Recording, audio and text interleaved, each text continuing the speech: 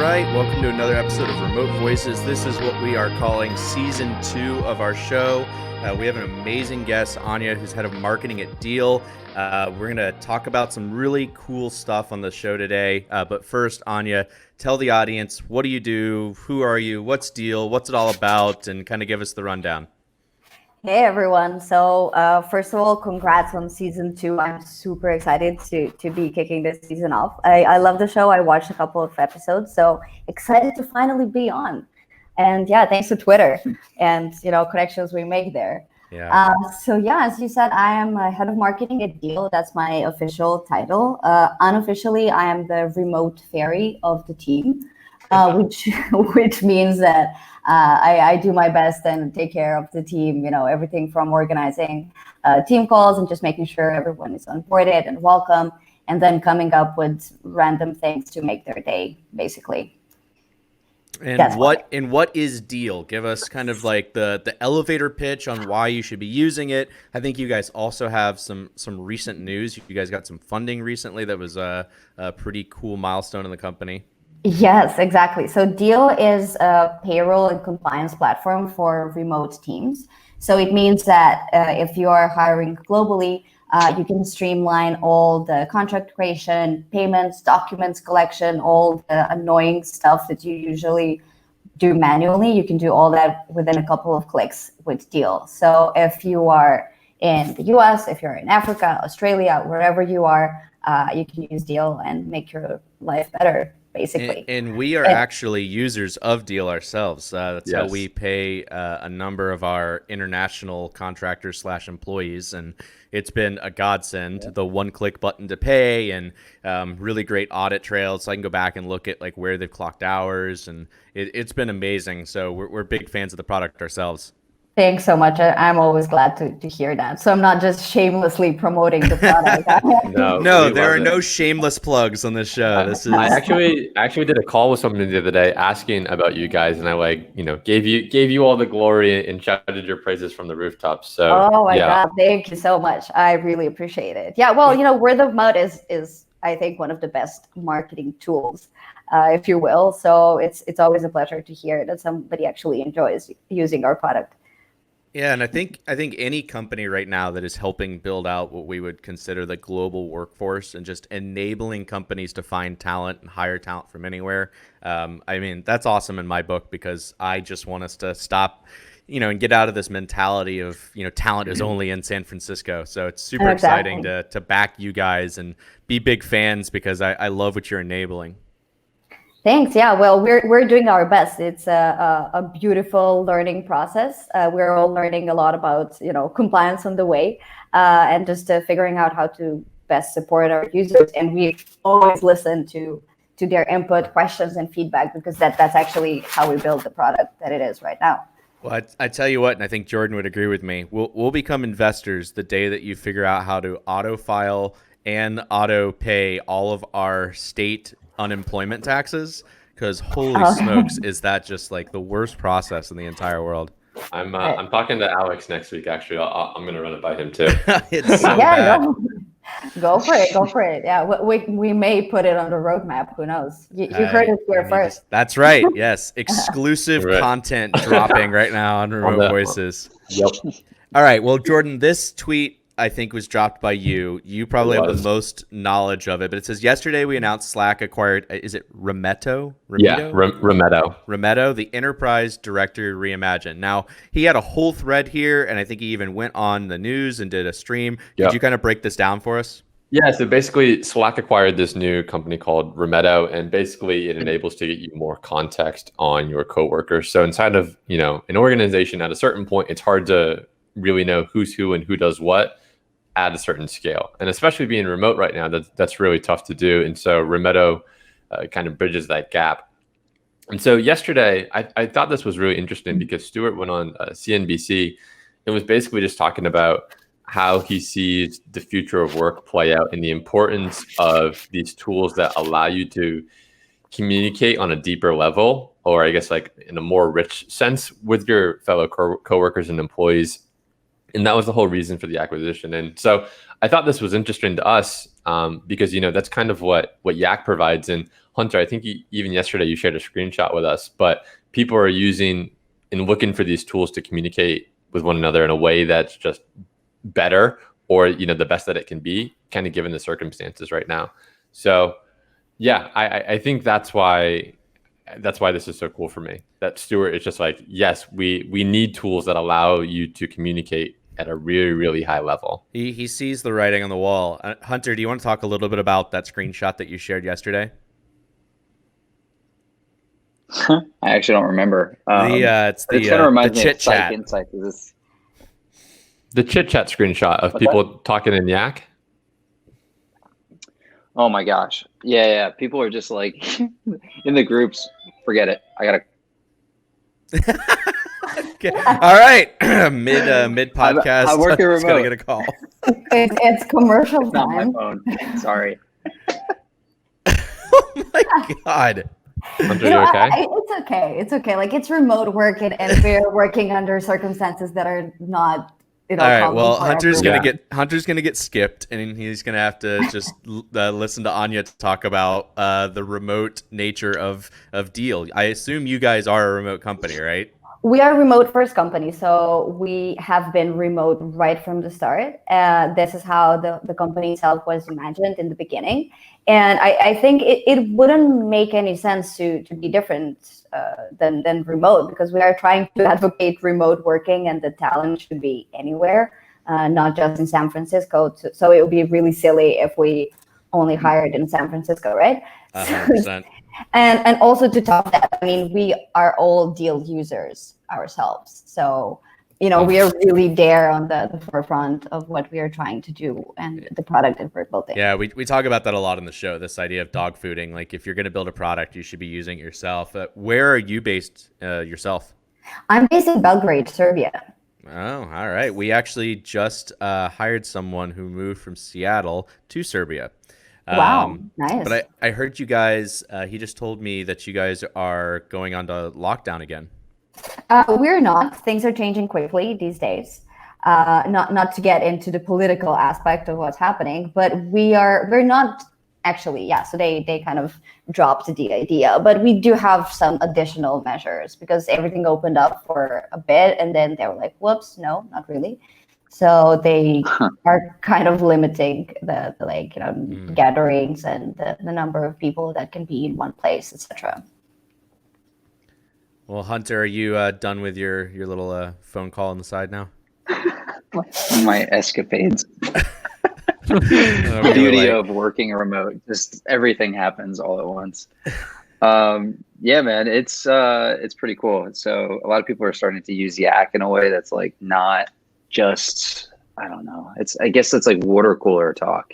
It's becoming more than just a place to have internal communication. So we have a couple of cool things coming up, which I don't know if I can leak any of that information on here just yet, but it's really exciting. But anyway, this company Rimetto really reminds me of Psych Insights. So they are actually some students out of UCLA, I believe, and they're putting together some really cool things. They have a product called Kona, which gives you insane insights into your team, but it's mostly on the communication side. So like, does Justin like to get emails, or does he like to get Slack messages, or Yak, right? Like, how do your teammates like to collaborate and communicate? And that it seems, I don't know, Jordan, maybe you could tell me, but it seems to fall in the same lines as to what this is. It just seems like there actually is a problem that people are trying to solve, especially now during I got COVID. I got a DM from the Kona bot the other day that I really liked, and it was weird because I felt like I saw the promise behind the product, but it like really came to light after they added this new feature. And I just got a DM from the bot that said, now every time you start a new DM with someone, before you send your first message, we will send you a message saying, here's how this person likes to communicate. And I thought, Oh, wow. that's cool, because it's no longer a directory where I have to like go research someone. When I send a new DM, the Kona bot will just like quickly DM me and be like, hey, just as a heads up, Jordan prefers long paragraphs over, a bunch of individual messages. Actually, that's something that like Hunter hates about me, is that I type individual messages. So maybe that example would be better. I was about to say it's the opposite, actually. Yeah, so it's really cool because I like that idea of an intelligent system that's doing it almost passively for you, so that you don't have to like actively go out and be like, oh, I got to check what this person, likes. It's cool that it like sends it to you as soon as you start that new DM, so that you are kind of like reaping the benefits without the effort on your end, which I mean, I think we all know that we're lazy by nature. That sounds amazing, and I think it lifts off a lot of the stress in trying to design the good onboarding process to figure out what people like, what people don't like, how they work best, etc. So it's a smart way to go about it. Yeah, absolutely. So Anja, are you a TikToker? Is that what they call them, Jordan? Oh God, no! I think I'm too old to be a TikToker. I must be too old and curmudgeony as well. So did you hear the news that it is potentially a thing that the U.S. might ban the app? Oh, really? Why? They had enough of it? No, China, because of China, because it's funded by and built by a Chinese company. I guess they're afraid now. Hunter, you can dive into the political side of it with me, but I have seen some stuff on the side that has said that because all those TikTok teens prevented like seats from being purchased at that Trump rally by like buying up all the seats or whatever, that the US is like retaliating, against TikTok. You don't think that's related at all? No, that's absolutely, that's what people are trying to get it to be related to. But in reality, China's just taking way too much data out of people's phones through TikTok, because TikTok is a Chinese entity, and most, if not all, Chinese entities report their data directly to the government. And so obviously the United States has been, not to get too political, but the United States doesn't obviously like that. So their answer is to just take it off of the App Store. I think maybe them antagonizing Trump put it at the forefront. I don't have any data to suggest that, but people are making it somewhat related, and it actually is not at all. So what people are now doing is finding new alternatives. With iOS 14, it was like it came to light that they were also copying the contents of your clipboard like every other character that you typed. And I mean, not to say there's anything nefarious about that. I do think that TikTok has enough like viral loops built into it that copying the contents of the clipboard could be used to like, auto open up, a TikTok link that you've copied, or like share something. Like I see like a technical use case for it, but I think a lot of people were freaking out thinking, wow, they're actively trying to get whatever's on my clipboard all throughout my use of this app. And I think that probably, tipped the scales a little bit in the nefarious direction. Yeah. I think my favorite thing about all of this is just the Gen Z's reaction to Byte. Everybody's like, oh my God, why are there so many old people on Byte? Like, this sucks. Like, no one's going to use this. I think it's absolutely hilarious. What is an old person? Yeah, exactly. I was just about to ask that. I don't know, but like basically all of the content on Byte right now from like the really young Gen Z folks is just like, oh my God, get these old people off here.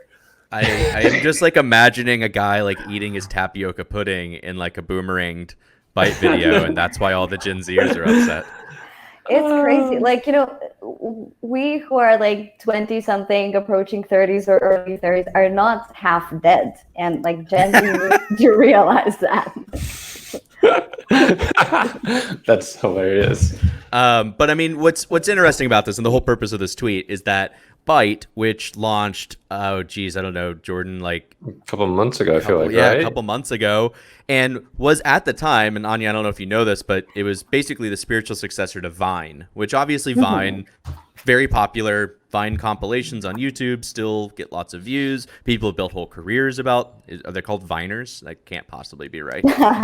But they built whole careers around it, and I still don't quite know the story of why Vine shut down. But anyways, the creator of that went and created Byte, and it did a pretty good job of like the hype cycle. Like there was a bunch of people on test flight builds of it. I guess maybe Byte was the original like Clubhouse. You was that envied test flight build that you wanted to get. And it kind of just felt like it fizzled out a little bit. And, I tweeted about it, I don't know, last month saying, hey, is anybody still using Vite? And I got some pretty strong-willed reactions like, oh, yeah, we have a strong community. And my first thought when TikTok, potentially could be ripped out of the App Store was who's going to replace it? And I'm going to be honest, I didn't actually think it would be Byte. I definitely assumed there'd be some, because there's like a African American company, like it's all black founders that have this like really cool ripoff that's like actually really well done. But I feel like they were all like bootstrapped, or like it just didn't get enough press, but it was really, really cool. And I'd been following it for a while and I haven't heard anything about it. And I'm wondering if those guys are still running that company, because they had this really, really tight niche of like kind of like celebrities and hip hop artists and stuff that were all on this app. And I definitely thought it was in the, as a forerunner for potentially taking down TikTok. And I thought, hey, this is now its time. And I haven't even seen it pop up anywhere. That's really interesting, like how you just like how hype works. And I think like right now people are just hyping all the time about something. And, back in the old days when we were young, but, I have a feeling hypes lasted longer. Like, we use like, I don't know, chats like, I don't know, MSN or something like for years before it kind of went out. So right now it's not just about the hype. Like you need to leverage that hype in a smart way in order to stay out there. Like even if you're not number one, that you're still kind of known and used. So how did you're head of marketing, right? So this is obviously close to you. How did you guys get your first users? I doubt you did a closed test flight build on Twitter. So what was that hype cycle like? Well, for us, it's actually an interesting story, because Deel now and Deel when we first started, is not exactly the same thing. So we kind of pivoted at some point. So we were, slightly pivoted, so to say. So we were a part of Y Combinator. And I'm sorry, Hunter, you're listening to this for the second time, but yeah. Yeah, no, you're good. Yeah, so we were part of Y Combinator a year and a half back. And at the time, and this is also the time when I joined, Deel was mostly a product that is kind of a safety net for freelancers to get paid and to minimize the risk of not being paid and being ghosted by clients. This is something that was kind of It's a real problem, I'll tell you that. It is a real problem, and I don't think that, unfortunately, it will go away. It will be there for some time, and it happens. But at some point during the talks and all the conversations my co-founders had with Y Combinator people and their mentors and partners, we realized that there could be potential for more impact if we switch things around. So instead of just being there for contractors only, how about we are there for companies as well? So this whole idea of expanding it to a payroll and a compliance and all-in-one platform, not necessarily the, hey, use Deel in order to get paid, but how about, use everything to kind of streamline all the annoying process that you need to go I think through. that's kind of genius. It's like start at the problem, which is typically the person paying. Yeah, exactly. Because people don't know. That's the thing. Because when we started this whole thing, we were just like, okay, so what are the problems that we're trying to solve? And as we gathered, a couple of users, I think some of them were in the States. We're like, okay, so it's the 1099, it's the W8, W9. Okay, all the tax forms and all this annoying thing that you need to like spend hours looking at IRS's website in order to figure out what you need to do. And for me, it's just crazy to see, because I'm not from the States, but I research for content creation, and I spend so much time on IRS's website. I'm like, man, this is really designed to just kill your brain cells. Yeah. I 100% agree with you. It's Jordan probably knows this above anybody at our company, but man, the IRS, the government websites, each state's website is completely different, and the process is completely different. It's the bane of my existence. Yeah, it's so bad. Awful. But that's a subject for another day, or else I'll get into a long rant of why it sucks. So let's talk about this tweet. So this is Harvard just announced that all classes will be online for 2020 to 2021. And here's the kicker: tuition will remain at 50K. Um, I think Hunter, you have some strong feelings about I this. I know. I think was you're gonna say, best to let lead Hunter this. talk.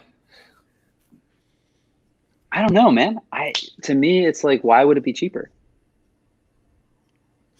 Why Okay. wouldn't it remain? I mean, I guess the That's inherent it. argument in the thread is, well, we don't get to use the beautiful building, we don't get to use the gym, we don't get to use the office hours. Like I see this at UCF here, like in the Reddit subreddit that I'm connected to, is everybody was like screenshotting their bill for the tuition, and it has stuff like what do you call it? It's like a transportation fee, which is like UCF's bus system, gym fee, parking, fees. Like it has like a bunch of stuff. Like actually, one of the biggest things that Emilio said was that there was a bunch of students who have paid in advance for like 3 years worth of parking passes, because it's like a better deal to get like a dedicated Yep. parking pass if you buy for the 3 years, because they're very hard to come by.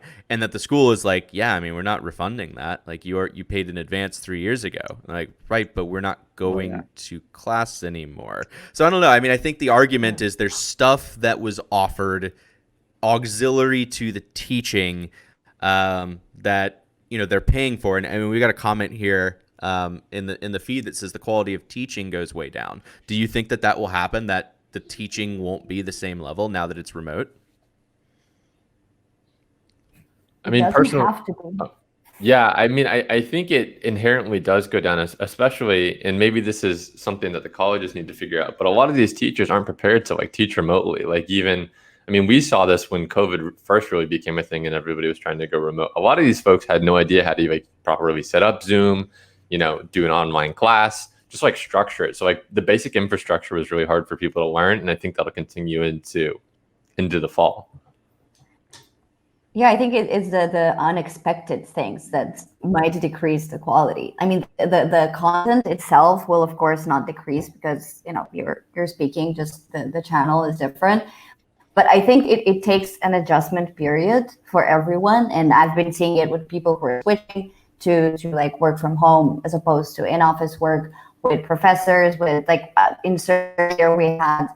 So universities had Zoom calls, but for schools like elementary and especially, they had like TV broadcasts of lessons that are like unified for everyone. So teachers would pre-record sessions, and they would be broadcasted on one of the channels here, which is like, in one hand, great, because kids gets to continue their education, but then on the other hand, it's the worst possible thing you can ask from a kid.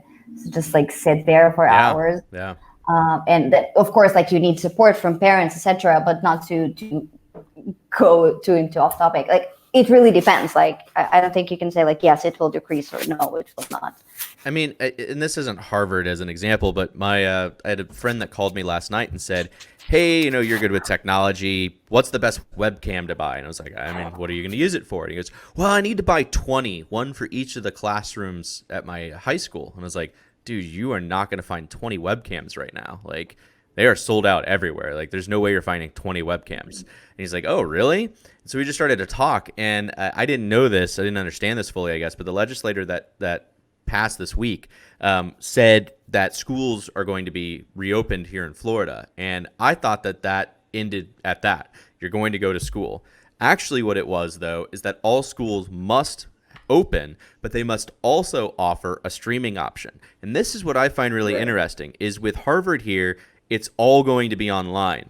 But for K through 12 schools, it totally changes the dynamic, because doing something that is online focused is fine. That's like a way of teaching. You could share your screen. We don't even need to see you, the teacher. We can just hear your audio and you can share slides. But if it's going to be both in person and streamed, that means that we have to give equal experience to both the students in the class and the students that are watching from a stream. And I think that's going to be way harder than they think it's going to be, because, and Anja, I think you would probably agree that like in a remote company, the processes that you impart to your team and the systems that you have in place, they're centered around this concept of like remote. And trying to mix them is very difficult. It is. It is. It really is. And we actually see, or we don't see, like they're not challenges, but we have, so a couple of our teammates are in Tel Aviv, so they do get the opportunity to work together, so sit in a room and work together.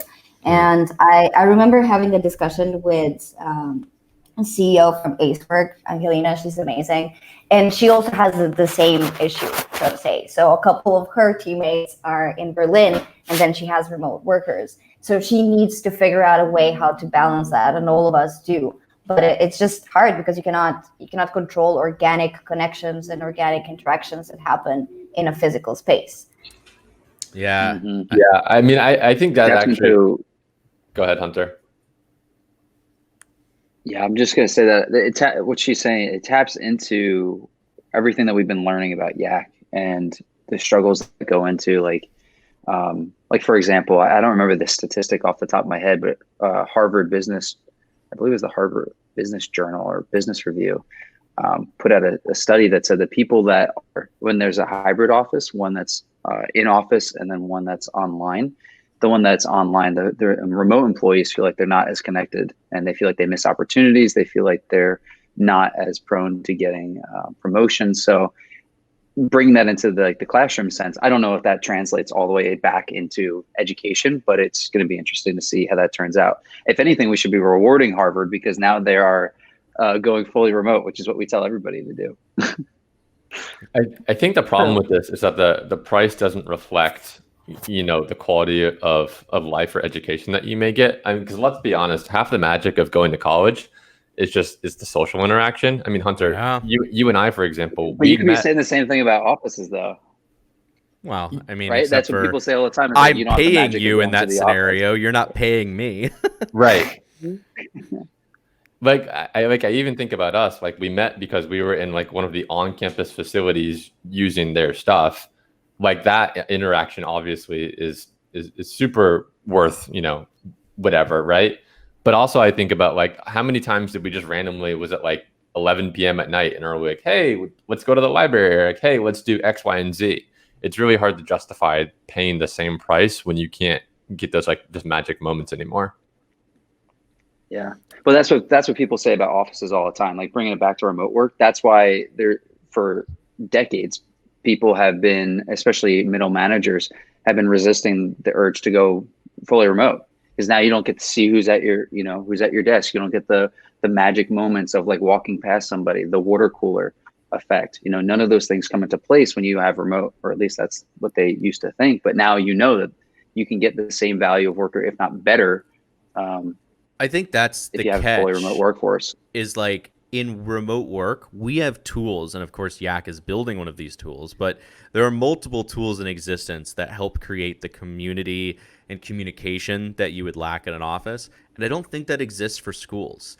And I think that it's also a very different environment for schools in that you sometimes don't want to. Like, I see, Emilio doing his college classes, and like even the way that they break up the groups into like group sessions is just like very forced, and it's just like another Zoom room, and it becomes this like droning repetition day after day, and not like this natural community that's being built. And I think that we've got a couple problems, like what I said, especially with the K through 12 scenario, is you've got the canary in the mine shaft kind of problem, where you'll have one or two students that are remote, and they're just basically being neglected from the major system. And because it wasn't set up for success to have that hybrid model from the beginning, that is going to fail. And then they'll have this precedent of like, well, it didn't work out for Johnny and Timmy, so remote school doesn't work, or hybrid school doesn't work. And I think it's mostly because there isn't a good system in place for that hybrid model, where in remote work, I think we do have some level of enough tools that you could make it work. And I think we can always get better at that. But in school, I don't think that exists yet. I also think the difference, my last point on this, with school is that social is so tied to school versus work can be separated out, right? Like, there's people who go to an office and work and then have a separate social life outside of work. In college, the people that you're learning and growing with inherently are like the people that you go to for social events as well and activities. So like you're not only taking away, I guess, the ability to learn well, but you're also taking away social experiences.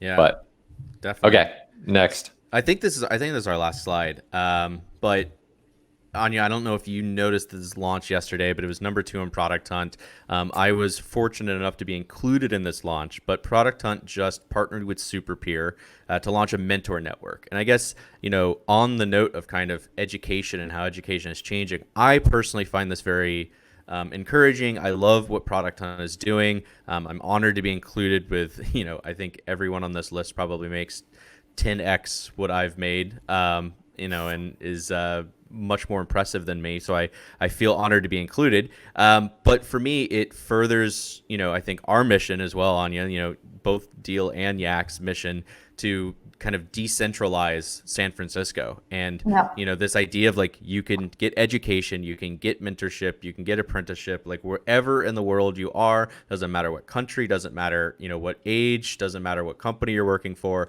this network is available to you. And I think this is a cool first step forward. What do you think? It is. Well, first of all, congratulations. This is amazing news. And I think it's really valuable for people to kind of realize that this is also a good way to go. It doesn't necessarily need to be the only way to go. And this is, I think, something we need to understand. So remote work does not work for everyone, and it's okay, both on an individual level and on a company level. So, it just doesn't make sense for some. But I think trying to decentralize, as you said, from San Francisco, from, I don't know, Western Europe or wherever you are, like you can be on a beach and do the exact same work, working from Bay Area, for example. So it's like you're just your brilliant self wherever you are. And I think just like we're adapting, and I think it's possible. It makes a lot of sense. I'm super happy that it's there. Like for me, it's a bit different because I've actually never worked in a physical space. So I cannot really compare. Yeah, that's cool. What, really? I've never had like a traditional job either. I've always worked from home, really. Yeah, I worked from a co-working space, but I also worked for a co-working space.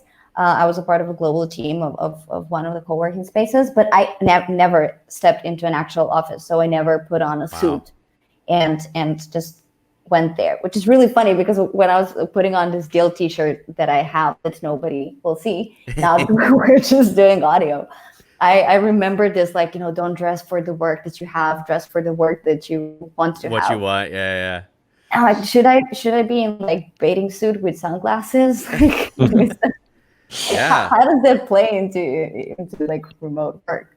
Yeah, I mean, I think it's really cool that Product Hunt is helping put this community forward to say, hey, if you're in a position where you haven't been fortunate enough, and I think the 3 of us guys have just been blessed with just the most fortunate situations, companies falling in our laps, and happening to be roommates in college, and just like the way everything worked out for us 3, I think it's just really a blessing. And not everybody has that network or happens to fall into those situations. And so I'm excited to be able to talk to somebody who is just like grinding away at home, and they don't have that network, and they have some questions, they need help, and I want to be there to help them out. And I think, Hunter, just kind of like go back to what you were talking about before.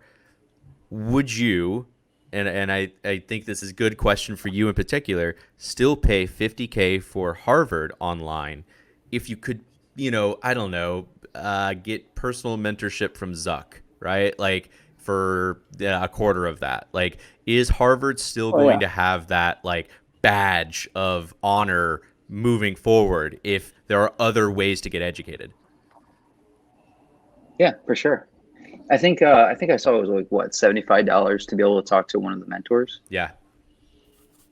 Yeah. So for me, it's value, right? Like, I already know the answer to this, but this is sort of like what goes through my head is like, for somebody like you, Justin, I know that you've launched on Product Hunt like 25 times at least, and you've helped like 50 maybe, I don't know, but it's ridiculous. So the amount of knowledge that I'll get, is that worth $75? And I feel like the answer is yes, because I was going to write a tweet about this actually yesterday, is should education like this be free? And I kept going back and forth because then it's like, well, you can value it by time. But I mean, that goes against everything that we talk about with remote work, is that people are worth more than just time now. It's more about value. And so I think, would I be willing to pay $75 for someone to properly teach me everything that they know about a product on launch? And I have to think that even if you make $0, it's still worth it, just in the long run, just being able to pick someone's brain and not feel bad about it, and not be, spamming them, or, feeling bad about taking their time or their energy, like they're getting something out of it. So I think it's pretty cool that Product Hunt did this. That exact thing came up in a thread last night, and one of the questions was, why is this called a mentor network instead of an advisor network? Because mentorship is usually free. And I had a quick poignant response to that, which was, I'm not sure that has anything to do with the word mentor as much as it does with probably a lack of everyone valuing everybody's time. And it just, by proxy, it became this thing we associated with free work. And, I think, Anja, same kind of like goal that you set out with the Deel initially is like, contractors should be paid for their time, and, too many clients are stiffing people. I have an inherent problem on my end of not valuing my own time. And when someone does stiff me or doesn't offer, to pay, I'm like, yeah, it's fine. Don't worry about it. And at least for me, SuperPeer puts this barrier between myself and my own abuse of my own time, where because there's a paywall associated with it, I am at least I'm respecting my own time now. And I think, when you told me that was Deel's like initial mission, I was like, oh my gosh, like, I feel that as someone who's freelanced for 10 years, like, no one respects your time. And sometimes you don't even respect your time. Oh yeah. Same here. Yeah. I agree. It's really, it is like, just to add on to mentorship. I think mentorship also means that it's on a longer time period. So not necessarily like a one-time thing that you can book and pick someone's brain or get advice or something. So, could be advisory could be a better word for that, but let's not get into details.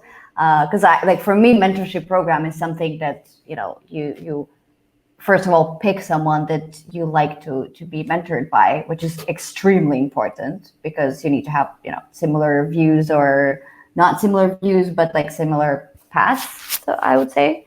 And then you gotta need to figure out what you want to get out of it. But it's great that something like that exists. I mean, just give people an opportunity to hear, listen, and also on the other side share and just provide insight. Like, you don't necessarily need to solve your problem by booking this time, but just have a shift of perspective or hear someone else. That can also be really, really crucial at times.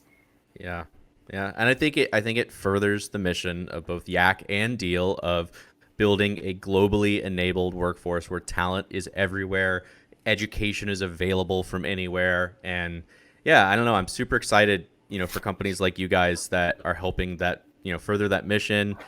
We're excited to continue using you as a product. We love the Deel product. As we kind of sign off for this episode, tell the folks that are listening in, where they can find Deel, how they can sign up, just kind of drop social handles, all that good stuff. All right. So if you want to learn more about Deel or sign up, go to letsdeel.com. That's Deel with double E, just in case. So letsdeel.com. And then we are on social media under @Deel. So Twitter, Facebook, LinkedIn. If you want to connect with me, I'm on LinkedIn, Twitter, Facebook as well. Trying to be more out there when it comes to Twitter, especially with you guys just doing this. It really inspired me to be out there and dedicate time to just like learning about the world through Twitter, just from a professional side. And yeah, we are there. We can help you sign up if you need a demo. We're happy to give you one, but you can also do self-serve and sign up within a couple of minutes. And it's not just, hey, it takes a couple of minutes, but you end up spending 2 hours. It really takes a few minutes. Yeah, it's really simple. You guys can say more about it from a user perspective. Well, I was just going to say, actually, I never say yes to demos, and because I just don't have time. But someone did sneak into my LinkedIn DMs and gave me a live demo of Deel, and that's actually what sold me on it. Is I needed something that served this incredibly small niche problem that we had, and it did just that, just insanely well. And I was like, done, sold. I don't need any more. You can stop the demo. I'm a user. So just, you know, getting that screen share session for like 5 minutes was all I needed to go, this is definitely a product we should be using. So yeah, I definitely encourage anybody listening, if you're having difficulty hiring global, or it's something that you're going to be looking into, or you're just not sure what the different like rules and regulations of each area that you might be hiring in will be, Deel just handles all of that for you, and it's beautiful. I definitely would encourage you to book a demo, you know, check it out. And yeah, we're excited to have Anja on the show. Thank you so much for joining us. Please connect with her and Deel on all the socials, especially Twitter, because we're going to force her to become just a Twitter rock star. But yeah, thank you so much for joining, Anja. We're excited to have you today. I'm going to go ahead and sign us off. And thanks for joining us, everyone. Yeah, thank you so much. Thank you. Bye. Thanks.